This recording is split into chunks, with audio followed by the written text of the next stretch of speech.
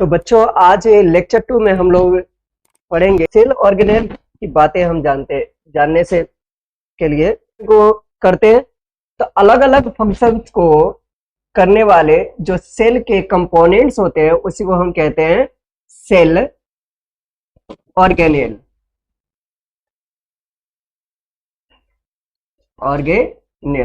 तो cell organelles की जब हम बात करते हैं तो सेल ऑर्गेनेल में एक तो प्लाज्मा मेम्ब्रेन आ जाता है सबसे पहले, प्लाज्मा मेम्ब्रेन। लेकिन प्लांट सेल की अगर बात करें तो प्लांट सेल में तो प्लाज्मा मेम्ब्रेन से भी आउटर मोस्ट लेयर जो आता है उसको क्या आ जाता है, सेल वॉल।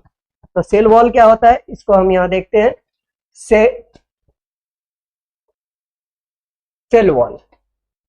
सेल वॉल होता है, ये प्लांट सेल में पाया जाता है। प्लाज्मा मेम्ब्रेन के अलावा यानी प्लाज्मा मेम्ब्रेन के को छोड़ के भी एक जन बाहर में एक रिजिड आउटर कवरिंग होता है वॉल जैसा, यानी कि जो प्लाज्मा मेम्ब्रेन है, प्लाज्मा मेम्ब्रेन के ऊपर एक वॉल है, एक लेयर है, उसी लेयर को कहा जाता है सेल वॉल। और ये सेल वॉल किसका बना होता है, सेल्यूलोज का। सेल्यूलोज क्या होता है, एक कॉम्प्लेक्स सबस्टेंसेस होता है जो क्या करता है कि प्लांट्स को स्ट्रक्चरल स्ट्रेंथ देता है। क्लियर। देन नेक्स्ट देखिए कि when a living plant cell loses water through osmosis there is shrinkage और contraction of the contents of the cell away from the cell wall. क्या मतलब हुआ इसका कि जब ऑस्मोसिस के टाइम में या तो क्या करता है सेल, वाटर को लूज करता है या फिर वाटर गेन करता है। जब लूज करता है वाटर को तब क्या होता है, उसमें श्रिंकेज होता है। और जब वाटर गेन करता है तब क्या होता है, ये कॉन्ट्रैक्शन होता है। कॉन्ट्रैक्शन यानी कि उसमें वाटर आ जाता है। ये कब होता है, ऑस्मोसिस प्रोसेस में। तो इसी टाइम में क्या होता है कि सेल जो है ना सेल वॉल से अलग हो जाता है और इस प्रोसेस को क्या कहा जाता है, प्लाज्मोलाइसिस। ठीक है, इस फिनोमिनन यानी कि इस घटना को, इस प्रोसेस को क्या कहते हैं, प्लाज्मोलाइसिस। अब देखो ये प्लाज्मोलाइसिस यानी कि ये जो होगा वो किस में होगा, ओनली लिविंग सेल्स में। डेड सेल्स में ये प्लाज्मोलाइसिस नहीं होता। क्लियर। नेक्स्ट अगला हमारा है न्यूक्लियस।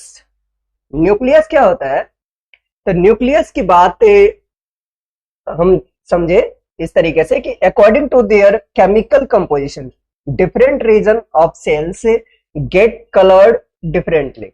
देखिए आप जब एक्टिविटी करते हो ऑनियन पिल्स वाला, तो उसमें आप देखते हो कि अलग अलग पार्ट में अलग अलग कलर का वो दिखता है। तो उसमें जो आपको ब्लैक डॉट स्ट्रक्चर आपको दिखाई देता है वो क्या है, न्यूक्लियस है। कुछ उसी में क्या होता है, कुछ ऐसे होते हैं जो डार्कर होते हैं, यानी कुछ डार्क होते हैं कुछ लाइट होते हैं। तो जो डार्कर स्पॉट है वो क्या है, न्यूक्लियस है। न्यूक्लियस से एक डबल लेयर कवरिंग वॉल है होता है। न्यूक्लियस में डबल लेयर्ड कवरिंग वॉल होता है जिसे क्या कहते हैं, न्यूक्लियर मेम्ब्रेन। ये एक न्यूक्लियस के ऊपर एक तरीके से कह सकते हो डबल सिक्योरिटी है। मतलब डबल जब सुरक्षा कवच, इसको अगर हिंदी में हम कहें तो दो गुना सुरक्षा कवच होता है। और एक तरीके से जैसे कि पैकिंग करते हैं ना हम, जैसे किसी भी चीज को रैप करते हैं, तो रैप करने के टाइम में क्या होता है कि एक रैपिंग किया और उसको और उसकी ड्यूरेबिलिटी को बढ़ाने के लिए क्या कर देते हैं, डबल रैप कर देते हैं, है ना। तो वही न्यूक्लियस को जब आप डबल रैप करोगे, एक कवर किया फिर उसके बाद उसी के ऊपर से जब दूसरा कवर करते हो तो जो वो डबल लेयर्ड की कवरिंग जो होती है उसी को क्या कहते हैं, nucleus membrane. Clear. Then next nuclear membrane has pores. इसमें कई सारे पोर्स होते हैं जो क्या करता है कि अलाउ करता है किसको, किस चीज के लिए अलाउ करता है, ट्रांसफर करने के लिए किसको, मटेरियल को, किससे, इनसाइड द न्यूक्लियस और आउटसाइड करने के लिए, यानी कि इनसाइड करने के लिए भी और आउटसाइड करने के लिए, यानी न्यूक्लियस के अंदर जो भी मटेरियल कोई इनकी रिक्वायरमेंट होती है उसको इन आउट करने के लिए कौन रिस्पॉन्सिबल होता है, ये न्यूक्लियर मेम्ब्रेन, क्योंकि इसमें पोर्स होता है। न्यूक्लियर मेम्ब्रेन में कहीं से भी कोई भी मटेरियल नहीं आ सकता, वो आएगा कहां से, जहां से ये रास्ता बना हुआ है। ठीक है, अब देखिए साइटोप्लाज्म में भी कुछ इसी तरीके से होता है, यही प्रोसेस से होता है साइटोप्लाज्म में भी के साथ भी यही प्रोसेस किया जाता है। The nucleus contains chromosomes, nucleus में क्या होता है, क्रोमोसोम्स होता है। इस तरीके से देखो, इस तरीके से हम न्यूक्लियस है, सॉरी न्यूक्लियस में क्या होता है,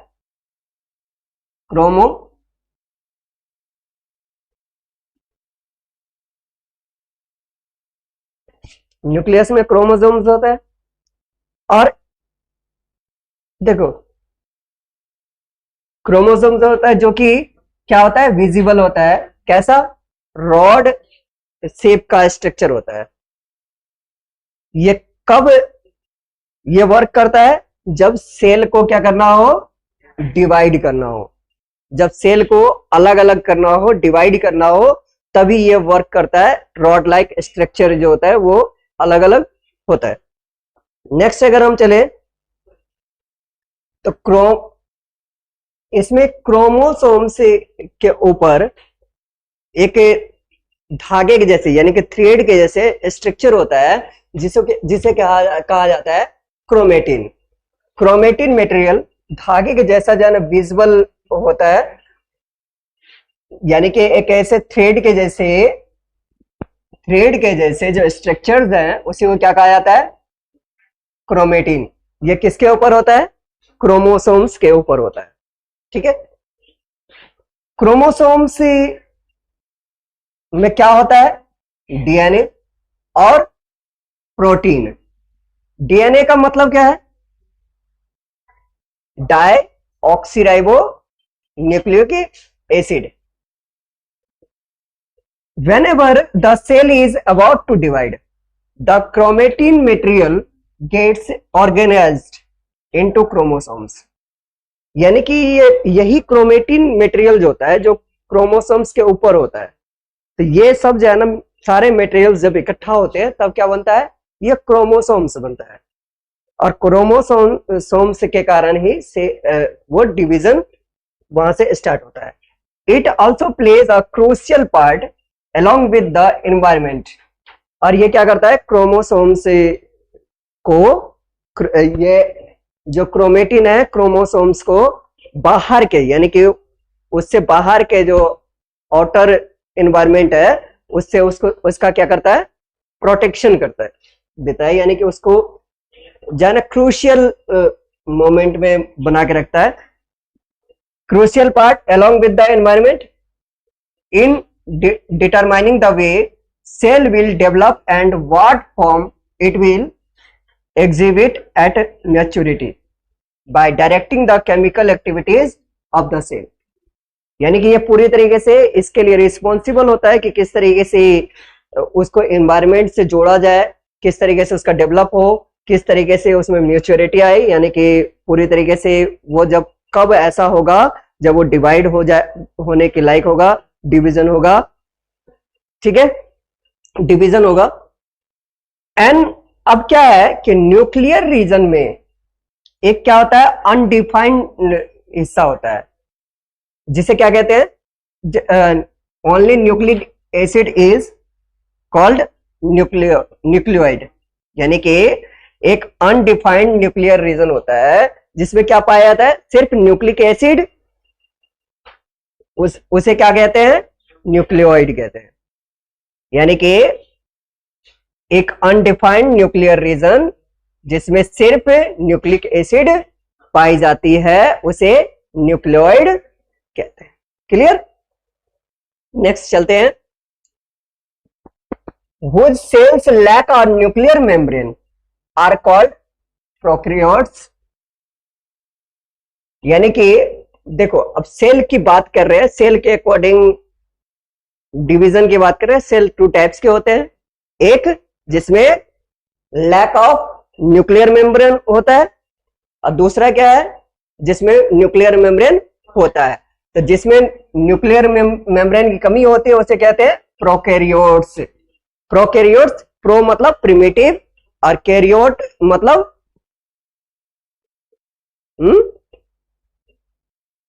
कैरियोटॉन मतलब क्या होता है? बताओ।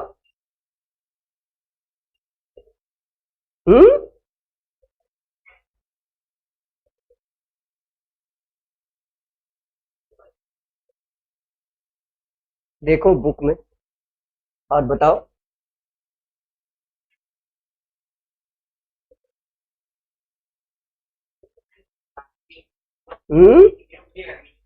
न्यूक्लियस। क्लियर? अब समझ में आया? प्रीमिटिव यानी कि अभी वो स्टार्टिंग फेज में है, जिसमें न्यूक्लियस है, यानी कि अभी उसमें न्यूक्लियर मेम्ब्रेन नहीं बना है, उसे हम क्या कहेंगे?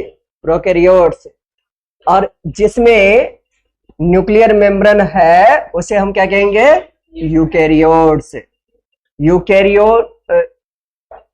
यूकैरियोट्स का मतलब जिसमें सेल मेम्ब्रेन पहले से ऑलरेडी है, जिसमें नहीं है वो प्रोकैरियोट्स, और जिसमें है वो यूकैरियोट्स। क्लियर? नेक्स्ट देखिए, प्रोकैरियोटिक सेल में सिर्फ न्यूक्लियर मेम्ब्रेन ही नहीं होता, इसके अलावा इसमें बहुत सारी चीजें और भी कम होती है। जैसे साइटोप्लाज्मिक ऑर्गेनेल्स, इसमें बहुत सारे साइटोप्लाज्मिक ऑर्गेनेल्स क्या होते हैं? प्रेजेंट नहीं होते, जो कि यूकैरियोटिक सेल में होते हैं। ठीक है?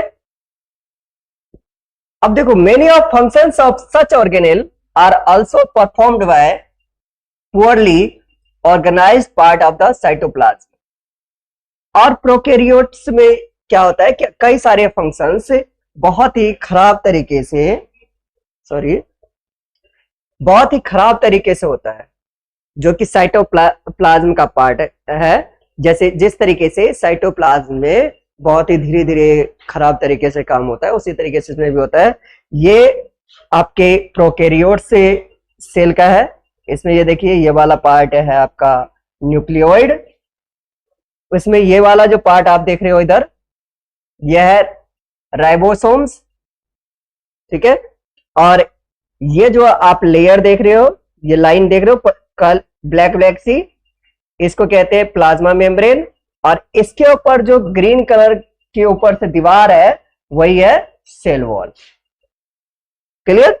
ये प्लांट सेल है, प्रोकैरियोटिक सेल है, ये उसका ये क्या है? पिक्चर। ठीक? क्लियर? समझ में आई? अब देखिए, जब आपको इस तरीके से इसको लेबलिंग करने के लिए आएगा तो आप के लिए ये इजी रहेगा, क्योंकि अब ड्रॉ करने के लिए नहीं आता, अब क्वेश्चंस में आता है लेबलिंग करने के लिए। ठीक है? जिसमें कि यूकैरियोटिक सेल, प्लांट सेल और एनिमल सेल। हम आगे इसमें जानेंगे प्लांट सेल के अलग अलग पार्ट्स, और उसको इमेज से समझेंगे। और फिर उसके बाद जो है ना, क्या होगा कि उसको आपको मेमोराइज करना है कि कहाँ पे कौन सा पार्ट क्या होता है। ठीक है? क्योंकि वो लेबलिंग करने के लिए आता है। नेक्स्ट हम लोग समझे, अगला है क्या? साइटोप्लाज्म। साइटोप्लाज्म क्या होता है? एक लार्ज रीजन होता है ये हर एक सेल में, जो कि किससे कवर्ड होता है? सेल मेम्ब्रेन से।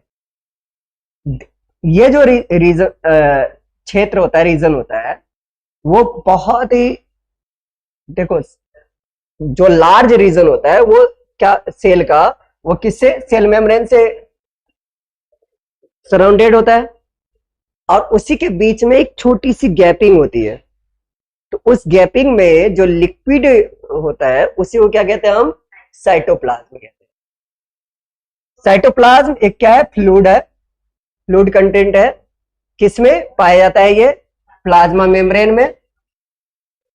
ये it also contains many specialised cell organelles, और इसमें भी कई सारे स्पेशलाइज्ड सेल ऑर्गेनेल्स है, इसके भी कई सब कंपोनेंट्स होते हैं। प्रोकैरियोट्स में, इन prokaryotes beside the absence of a defined nuclear region, the membrane bound cell organelles are also absent। यानी कि प्रोकैरियोट्स में हमने ये पहले पढ़ा है, इसी में अभी इसी क्लास में हमने समझाया है कि उसमें न्यूक्लियर रीजन तो नहीं होता है, वेल डिफाइंड न्यूक्लियर रीजन नहीं होता है। उसके साथ साथ इसमें जो है ना क्या होता है कि मेम्ब्रेन बाउंड सेल ऑर्गेनेल भी नहीं पाए जाते हैं। ठीक है, यूकेरियोटिक सेल की बात अगर करें तो इसमें न्यूक्लियर मेम्ब्रेन तो पाया जाता है, लेकिन साथ ही साथ इसमें मेम्ब्रेन इनक्लोज्ड ऑर्गेनेल्स भी पाए जाते हैं। तो प्रोकैरियोटिक सेल और यूकैरियोटिक सेल का एक डिफरेंस ये भी है, इसमें डिफाइंड न्यूक्लियर रीजन नहीं पाया जाता है, और साथ ही साथ मेम्ब्रेन बाउंड सेल ऑर्गेनेल्स भी नहीं पाया जाता, वो भी एब्सेंट होता है। यूकैरियोटिक सेल की अगर बात करें तो इसमें न्यूक्लियर मेम्ब्रेन पाया जाता है, और साथ ही साथ मेम्ब्रेन एनक्लोज्ड ऑर्गेनेल भी पाया जाता है। क्लियर? नेक्स्ट चलिए, वायरस को हम लिविंग बीइंग क्यों नहीं कहते? कारण क्या है पता है? माइक्रो ऑर्गेनिज्म तो वायरस भी है, तो वायरस को हम लिविंग बीइंग्स क्यों नहीं कहते? अब बताओ।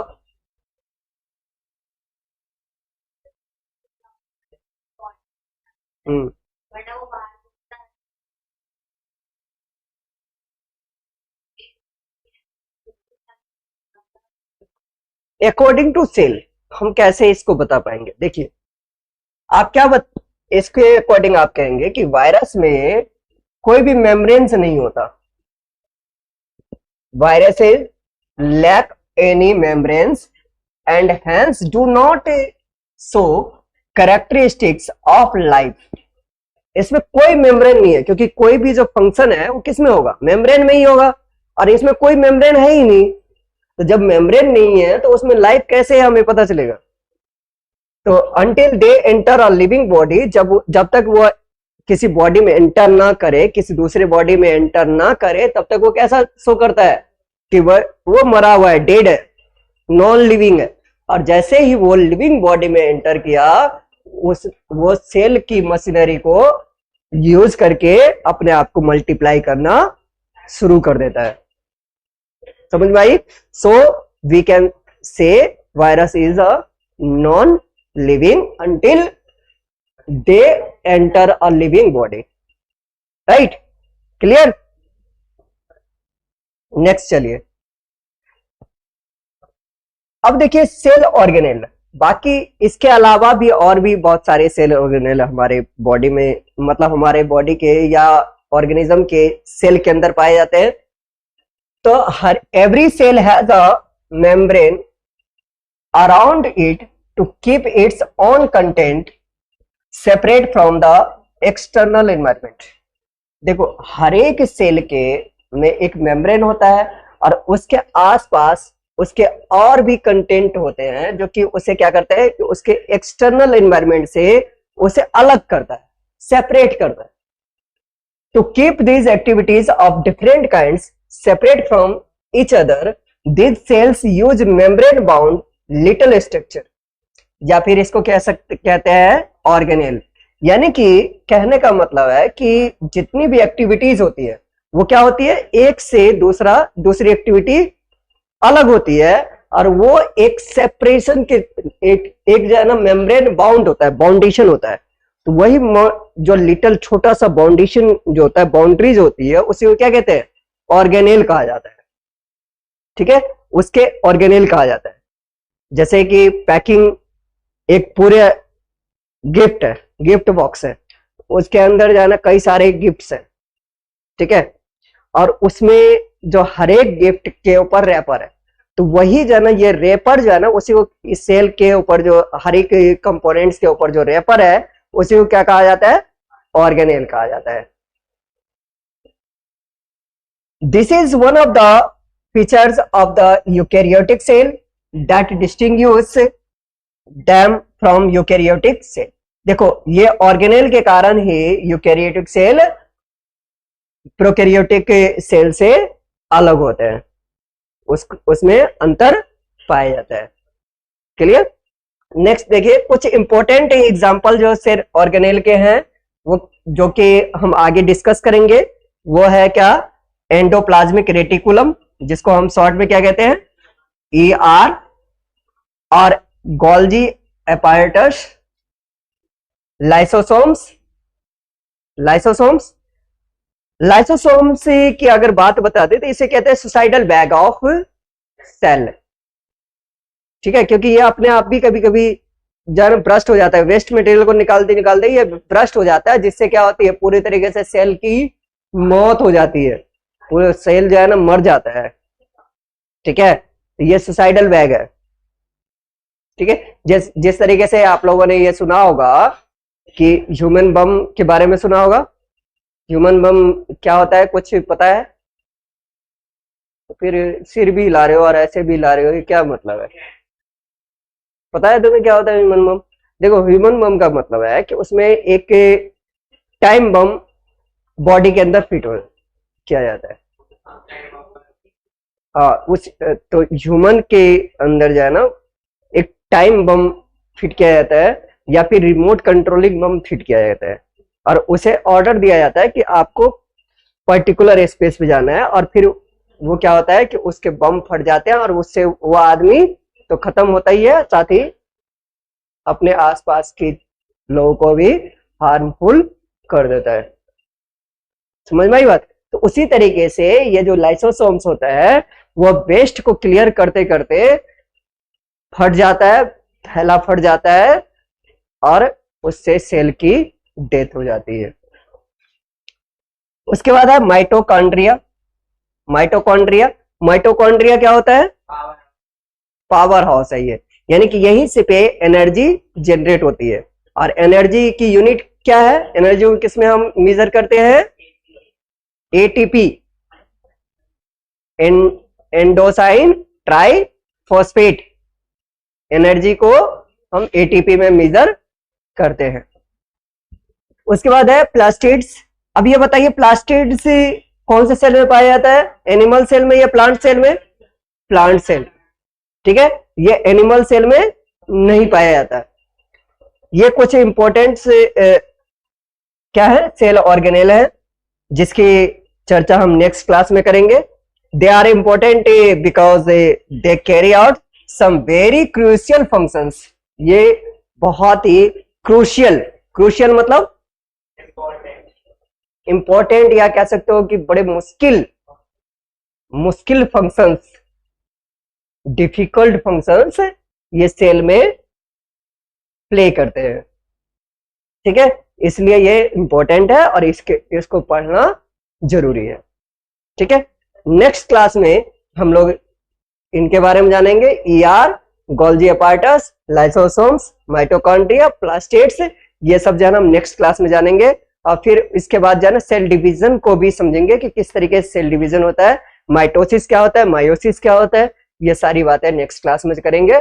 और साथ में आप लोगों के लिए थोड़ा सा ये होमवर्क है कि आप लोग NCERT एग्जाम्पलर को आप डाउनलोड करेंगे, उसके MCQs को सॉल्व करेंगे। कौन से चैप्टर का? इसी चैप्टर का, the fundamental unit of life. ठीक है, तो अभी के लिए फिलहाल इतना ही, अगली क्लास में मिलते, तब तक के लिए have a nice day. Sir हो गया।